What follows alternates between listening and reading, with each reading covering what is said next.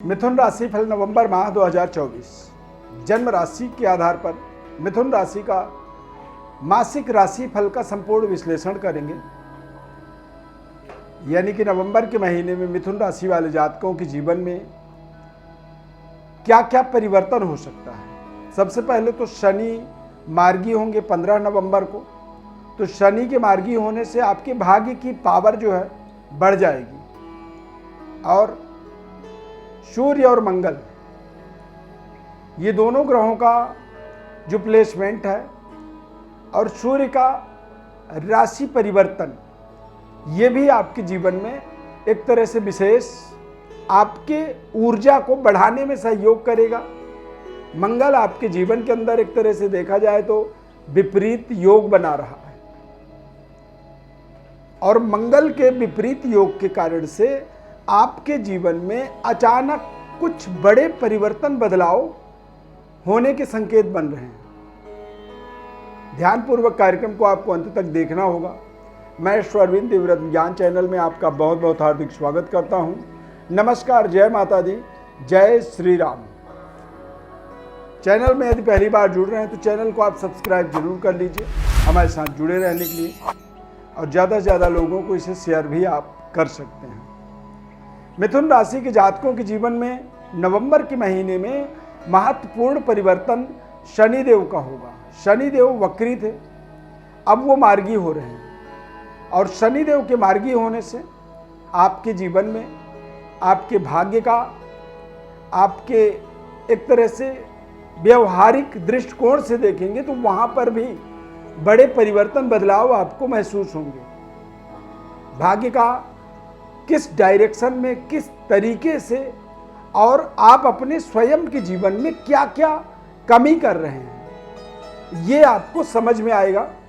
यानी कि आपके स्वयं का जो निर्णय शक्ति है वो मजबूत होगा, भाग्य बलवान होगा। और जब भाग्य बलवान होता है तो व्यक्ति को पिता, पूर्वजों का, पितरों का कृपा, आशीर्वाद व्यक्ति को प्राप्त होता है।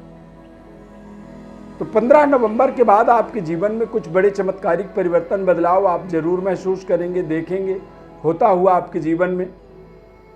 सेहत स्वास्थ्य आपका बेहद संतुलित बना रहेगा और बुध का गोचर जो है जरूर छठे भाव पर है। तो बुध के गोचर छठे भाव में होने से ये कहीं ना कहीं आपको थोड़ा सा स्किन और वायु विकृति, स्किन से संबंधित परेशानी दे सकता है। स्किन इन्फेक्शन आपके नवंबर के महीने में आपको परेशान कर सकता है, या फिर वायु विकृति। इन दोनों चीज़ों से आपको थोड़ा सा सावधानी रखनी चाहिए।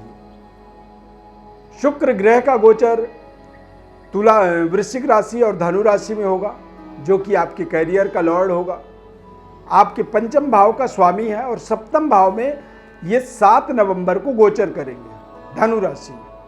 तो धनु राशि में शुक्र के गोचर करने से आपके जीवन में आपके संबंध, रिश्ते बेहतर इस माह में जुड़ेंगे तथा आपके रिजल्ट्स अच्छे आएंगे। यदि कोई एग्जाम को आप क्लियर करना चाहते हैं, कर रहे हैं या करेंगे 7 नवंबर के बाद, तो उसके परिणाम भी बेहद सकारात्मक आपको मिलेंगे। लव लाइफ आपका बेहतर होगा। शुक्र का सप्तम भाव में गोचर होने से ये आपके नए तरीके के संबंध, रिश्ते जोड़ने में भी आपको हेल्प करेगा, सहयोग करेगा। कुछ महत्वपूर्ण व्यापारिक डिसीजन लेने में आपको सहयोग करेगा। नए स्टार्टअप बिगनिंग की ओर आप जरूर देख सकते हैं।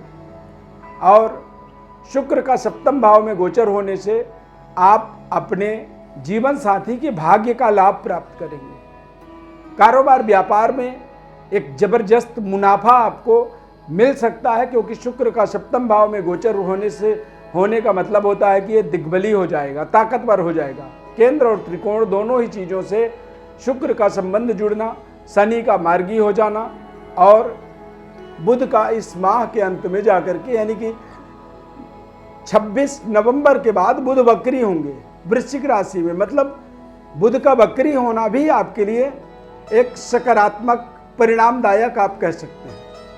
बुध के वक्री होने से आपके जीवन में तमाम तरह के रुकावटों का एक तरह से आपको समाधान मिल जाएगा, शारीरिक स्वास्थ्य में सुधार होगी, जनप्रतिनिधित्व करने की आपके अंदर ताकत बढ़ेगी और आप अपनी प्रेजेंटेशन में लगातार सुधार पाएंगे। लेकिन नवंबर महीने के अंतिम सप्ताह के अंदर आपको ज़्यादा बेहतर बुध के सकारात्मक परिणाम प्राप्त होंगे। सूर्य बुध का बुधादित्य योग 16 नवंबर तक लगातार बना रहेगा वृश्चिक राशि में और 16 नवंबर के बाद सूर्य और बुध का बुधादित्य योग बनेगा आपके छठे भाव के अंदर। तो छठे भाव के अंदर बुधादित्य योग बनने का मतलब होता है कि ये आपको आपके एनिमीज से, आपके शत्रुता से लड़ने की आपको ताकत देगा। शनि के मार्गी हो जाने से आपके जीवन में देश विदेश तक पहुंचने की आपकी ताकत को वो एक्टिवेट करेगा। किसी भी तरह की कोई टेक्निकल रुकावट है आपके कैरियर में या फिर आपके विदेश जाने की आपकी कोई योजना है, उनमें आपको विशेष तरह की सफलता शनि के मार्गी हो जाने से मिलेगी। नवंबर महीना यदि साल 2024 का देखा जाए तो ये 11वां महीना है। अब एक महीने इसके बाद और बचेगा, इसके बाद 2024 साल पूरी समाप्त हो जाएगी, नया वर्ष प्रारंभ होगा। तो 2024 के अंतिम महीने के अनुसार देखा जाए तो ये आपके लिए बेहद सकारात्मक परिणामदायक इसे आप मान सकते हैं। ये आपके जीवन में कुछ नए तरीके के रास्ते डेवलप करेगा, रास्ते आपको दिखाएगा, मार्ग दिखेगा और उस मार्ग में आपको चलना होगा। यदि आप उस मार्ग में चलेंगे तो वहाँ पर आपको एक बेहतर सकारात्मक परिणाम प्राप्त होगा। शुक्र का राशि परिवर्तन धनु राशि में यानी कि पंचमेश होकर के सप्तम भाव में जब शुक्र गोचर करेंगे तो ये आपके पारिवारिक जीवन में तथा मांगलिक जीवन में विशेष सफलता दिलाने में आपको सहयोग करेगा। यानी कि आप अविवाहित हैं तो विवाह जैसे महत्वपूर्ण कार्यों के लिए कुछ अच्छे प्रस्ताव आपको मिल सकते हैं या फिर कुछ अच्छे रिलेशनशिप आप जुड़ता हुआ देख सकते हैं। या फिर शुक्र के 7 नवंबर के बाद जब शुक्र धनु राशि में गोचर करेंगे तो आप देखेंगे कि अचानक आपके कुछ ऐसे नए संबंध, रिश्ते जुड़ते हुए आपको दिखेंगे।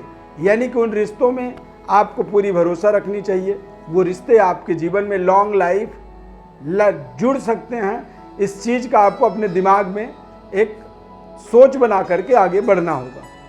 कारोबार, व्यापार या फिर करियर के अंदर भी देखा जाए तो शुक्र का ये गोचर आपको हेल्प करेगा। खासकर उच्च स्तरीय वर्ग के द्वारा आपके व्यापारिक डेवलपमेंट में सहयोग मिलेगा। यदि आप कहीं पे काम कर जॉब कर रहे हैं, प्रशासनिक पदों पर कार्यरत हैं तो आपके उच्च स्तरीय वर्ग के साथ आपके संबंध, रिश्ते बेहतर होंगे। क्योंकि शुक्र आपका बलवान होगा। अब जब शुक्र बलवान होगा, शनि मार्गी हो जाएंगे तो निश्चित रूप से ये दोनों ग्रह आपके पंचम और पंचम से पंचम यानी कि ये आपके संतान की डेवलपमेंट, संतान के भाग्य का उदय या फिर संतान की उत्पत्ति हो जाना, दोनों ही परिस्थितियों में ये आपके लिए एक बेहतर शुभ संकेत की तरह आप इसे अपने जीवन में ले सकते हैं।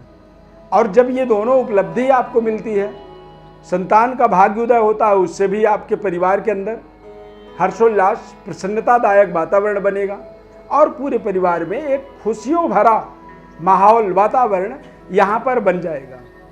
यहाँ पर थोड़ी सी सावधानी जरूर आपको रखनी चाहिए क्योंकि सूर्य और बुध 16 नवंबर के बाद ये दोनों ग्रह वृश्चिक राशि में गोचर करेंगे। छठे भाव के अंदर बुधादित्य योग बनेगा। तो बुधादित्य योग यदि छठे भाव जैसे जगह में बनता है तो कहते हैं कि ऐसे समय में कई बार शत्रु भी ताकतवर होता है, प्रबल होता है। अब उससे लड़ना भी हमारे लिए बड़ी भारी चुनौती बन जाती है। तो ऐसी परिस्थितियों में आपको भगवान सूर्य नारायण की उपासना जरूर करनी चाहिए।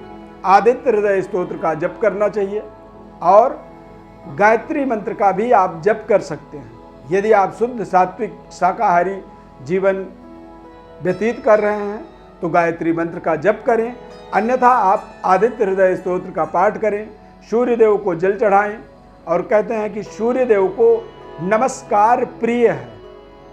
तो कुछ करें या ना करें, लेकिन जब पहली बार सूर्य देव आपके सामने सूर्य के रोशनियों में जब आप पहली बार जाते हैं तो आप हाथ जोड़ करके सूर्य को नमस्कार जरूर कर लें। सूर्य को नमस्कार करने से आपके जीवन में आपके आत्मबल का विस्तार होगा, पिता सुख की वृद्धि होगी, पैतृक विरासत में चल रहे विवादों का आपको निपटारा मिलेगा और आप अपने स्वयं के इस प्रयोग से आप अपने स्वयं के संतान का उन्नति होता हुआ देखेंगे। विशेष जीवन में चल रहे कष्ट, परेशानी, समस्या के लिए आप भगवान भोलेनाथ की उपासना जरूर करें। अपने दैनिक रूटीन पूजा में आप भोलेनाथ की उपासना करें। या तो भोलेनाथ को स्थापित करें, नर्मदेश्वर शिवलिंग को अपने घर में, या फिर महामृत्युंजय का मंत्र का जप करें, ओम नमः शिवाय मंत्र का रोजाना। यदि आपको भोलेनाथ की पूजा अच्छा लगे, आपका मन लगे, आपका एक लगाव इंटरनल भोलेनाथ से जुड़े, तो आप समझिए कि भाग्य आपका सकारात्मक काम कर रहा है।